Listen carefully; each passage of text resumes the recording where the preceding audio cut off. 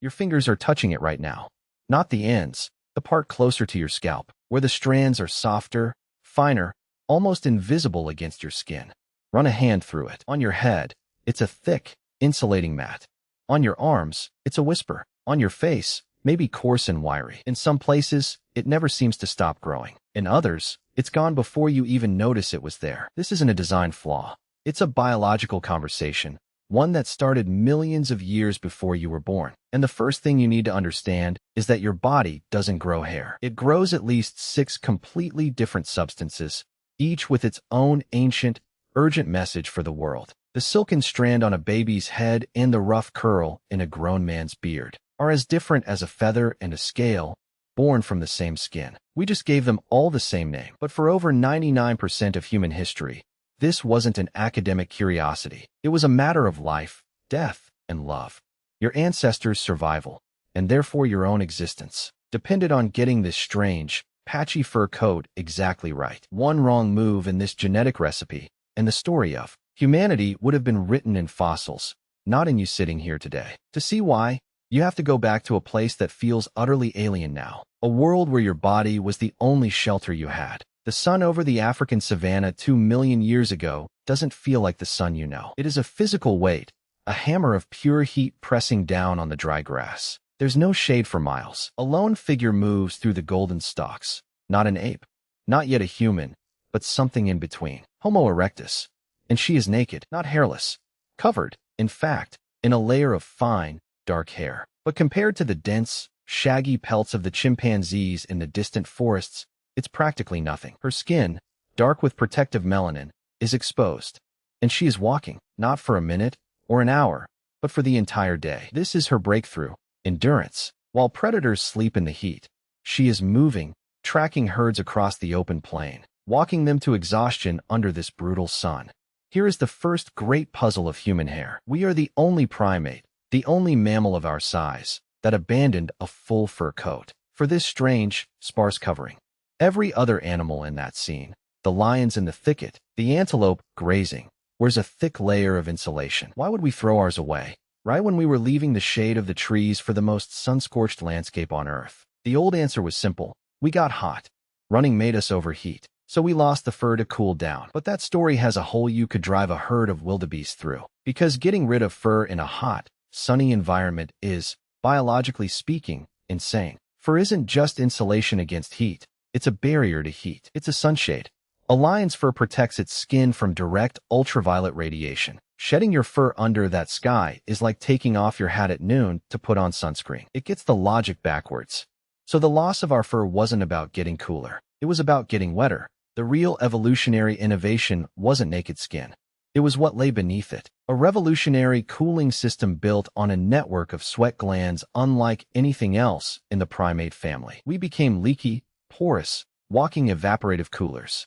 But for that system to work, the water on our skin, our sweat, had to evaporate quickly into the air to pull heat away. A thick mat of fur would trap that moisture against the skin like a soggy blanket, turning the cooling system into a steamy, fungal bath. The fur had to go to let the sweat do its job. But that left us with a catastrophic new problem. We had traded a protective coat for a super soaker skin, and now we were vulnerable, naked, sweating, and walking for days under an equatorial sun.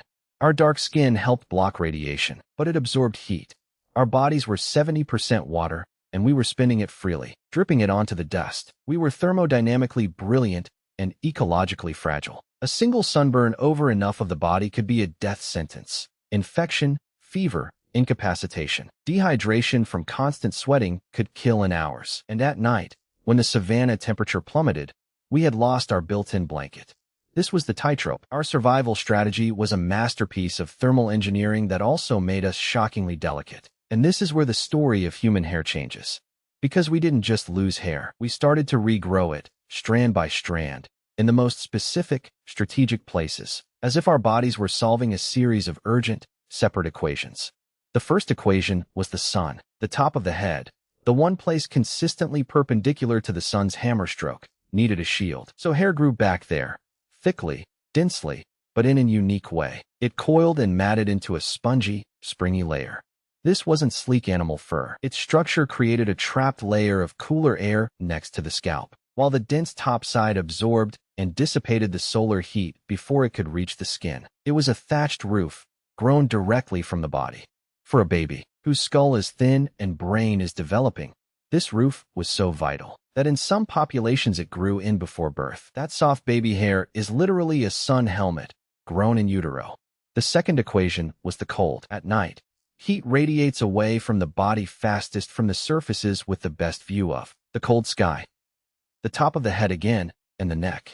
So the hair on the head grows long, and at the nape of the neck, it often grows in a distinct pattern, a cowlick that directs it over that critical heat loss zone. It's a scarf you can't take off. But the third equation was more subtle. It wasn't about physics. It was about sight. In the dappled light of the woodland fringe, a body is a collection of shadows and shapes. Movement catches the eye. The sweeping tail of a monkey, the flick of an ear, the ripple of fur on a shoulder. These are signals. They say, here I am. This way I'm looking, I am alert. As we lost our general fur coat, we lost that whole vocabulary of motion. On the open savanna, becoming a silent, hairless statue could be just as dangerous as overheating. You needed to see your band members, and they needed to see you at a distance. In tall grass, you needed to communicate without a sound, and so hair grew back in places of expression. The eyebrows, too short, thick tufts on a bare canvas of forehead. Their purpose wasn't warmth, it was communication. In the glare of the savanna, a slight tilt of those dark bars could signal alarm, curiosity, recognition. Across a distance where a facial muscle twitch would be invisible, they were semaphore flags. The eyelashes, a delicate fence around the eyes, served a dual purpose, filtering, blowing dust, and framing the windows of the face, making the direction of a gaze clearer. But there was one more signal, one that would eventually rewrite the entire human story. It grew on the face, and later, under the arms and between the legs. Coarse, wiry, pigmented hair that emerged not in infancy, but with the rushing chemistry of adulthood. It announced, to everyone who could see it, a profound change. It said, I am not a child anymore. This new hair was a revolution woven into follicles. It didn't regulate temperature. It transmitted information.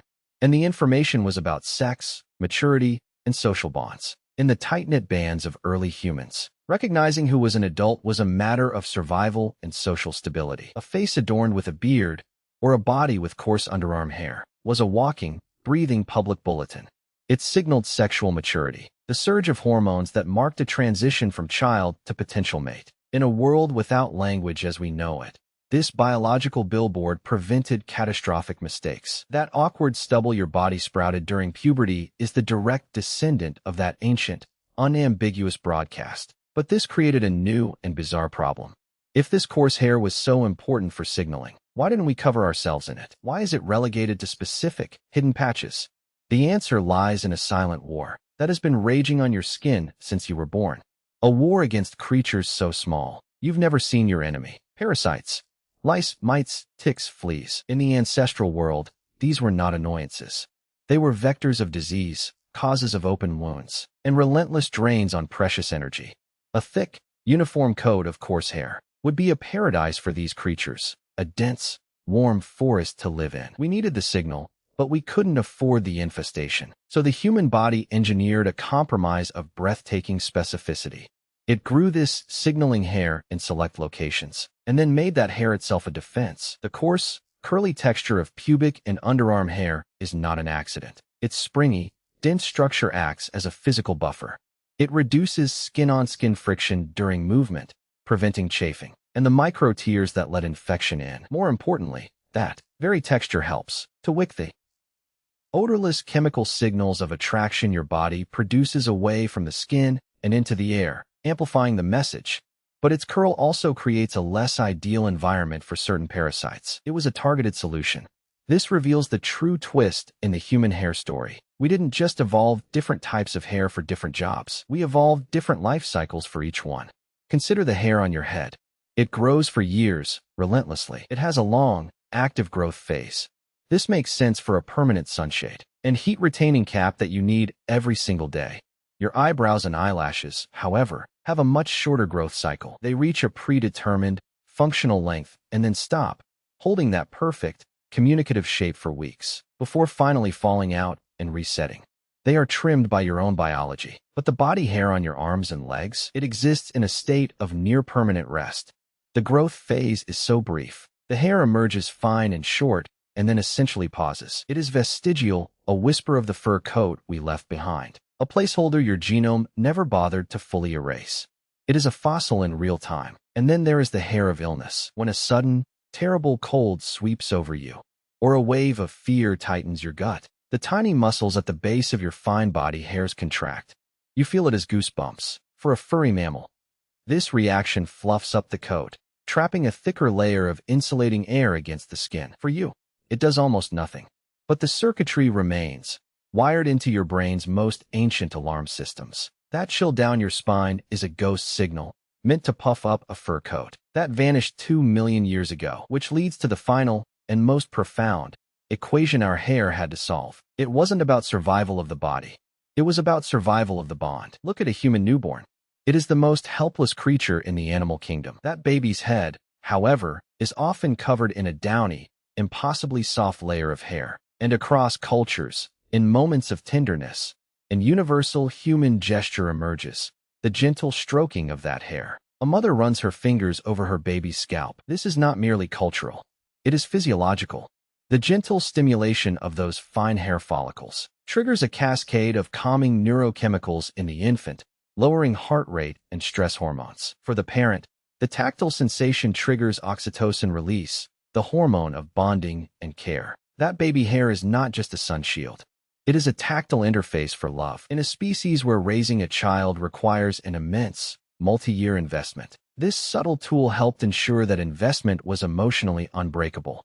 For decades, this was considered a beautiful theory. Then archaeologists began finding proof in the most unlikely places, not in bones, but in stone and residue. The first evidence came from the very tools that would have managed this strange, patchy coat. At sites like Kubifora in Kenya, alongside hand axes, anthropologists found sharpened flakes of obsidian, with worn, polished edges. Under magnification, the wear patterns matched the repetitive slicing motion of cutting hair. These were 2 million-year-old razors. Homo erectus wasn't just having hair. She was deliberately shaping it, maintaining it. The sunshade on the head, if left wild, would become a matted, parasite-ridden nest. It required management. This was the first artifact of human grooming. The second proof is written in our own parasites. The tale of human hair loss and regrowth is so specific. It created a unique evolutionary pathway for the lice that call us home. Scientists sequencing louse DNA discovered a stark divergence. Head lice, which adapted to the dense forest on our scalps, genetically split from body lice only around 70 to 100,000 years ago. And body lice didn't evolve until we started wearing clothing. But pubic lice tell an even older story. Their closest relatives are not human head lice, but lice that infest gorillas. This suggests they jumped to our ancestors millions of years ago. Our hair pattern is so distinct, it literally speciated our parasites. The final, most intimate evidence comes from our own chemistry. Researchers studying human pheromone response found that our olfactory senses are attuned to chemical signals that collect in the dense hair of the underarm and pubic region. That wiry hair isn't just a visual signal.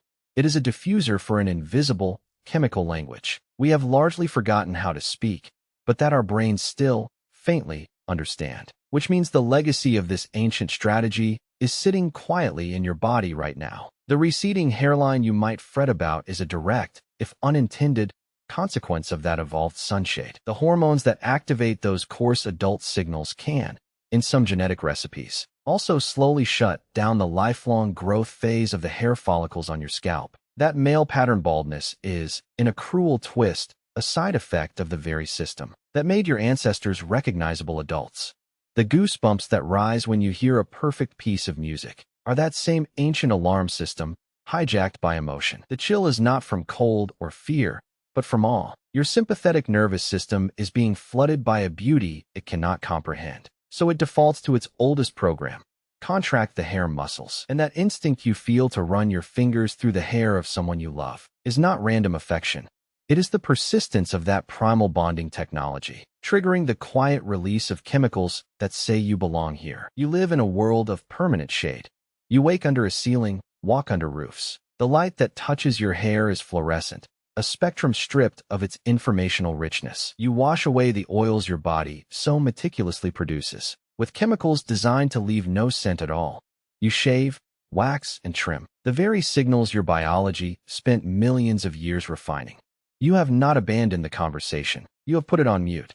So when you feel a vague anxiety in a crowded room, it might be your olfactory brain, starved of the subtle chemical maps it evolved to read. When you struggle to sleep, it might be partly because the light that touched your scalp all day was artificial, never telling your glands that the sun had truly set. The impulse to dye your hair or shave it is not vanity. It is the same ancient drive for signaling, erupting into a modern vacuum. You are using the only medium your body ever gave you to say something, because the original language has no listeners left. Look at the one piece of your hair you likely never see. The hair at the very back of your head, just above the neck. You can feel it. For most people, it grows in a spiral, a cowlick. You were born with that pattern. It is as unique as your fingerprints. No one else has your spiral. That whorl is not functional. Its purpose seems to be merely to organize the growth. But it means that from your very beginning, your hair was growing in a pattern that belonged only to you. Before you had a name, you had this silent, swirling signature on your scalp. It was your body's first act of individuality, written in follicles. Your hair was never about the species. It was always about the individual within the tribe. The sunshade was for your brain. The signaling flags were for your face. The bonding velvet was for your mother's touch. The clock measures your time. The fossil on your arms is your lineage. You are not wearing a uniform. You are wearing a biography. So the next time you find a gray one, don't see it as a fading. See it as a medal. That follicle has lived through every season you have. It has weathered every stress, and finally decided to stop producing the pigment that was its youthful work. It is a strand that has earned its rest, a quiet record of sunlight absorbed, time measured. It is a fossil of you. And when you feel the urge to touch the hair of someone you love, do not hesitate. You are not just petting them. You are reading them. You are activating the oldest interface for bonding known to our kind. In a world of abstract connections, it is the most concrete treaty we have. Your body is a living site, where the past is not buried but growing, inch by inch, directly out of your skin. Every strand is a bridge between that sun-hammered savanna and this room you sit in now. The breeze from your window that moves the fine hairs on your forearm is the same wind that once cooled a sweating ancestor. The conversation never stopped. You are just now learning how to hear it.